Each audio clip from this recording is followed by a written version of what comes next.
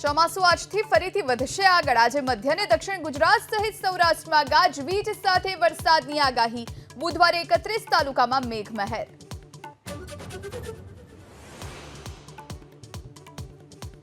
દિલ્હી, પંજાબ, હરિયાણા સહિત ઉત્તર ભારતમાં ભીષણ ગરમીનો પ્રકોપ. ઉત્તર પશ્ચિમ પ્રદેશમાં 2 દિવસ ગરમીનું રેડ એલર્ટ. દિલ્હી એનસીઆરમાં ગરમીથી 19ના શંકાસ્પદ મોત.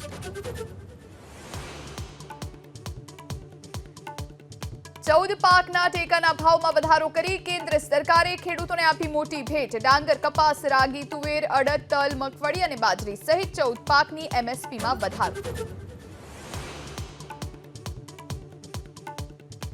18 જૂને લેવાયેલી યુજીસી નેટની પરીક્ષા રદ. પેપરમાં ગેરરીતિની આશંકાને પગલે એનટીએનો નિર્ણય. કેન્દ્રએ સીબીઆઈને સોંપી તપાસ.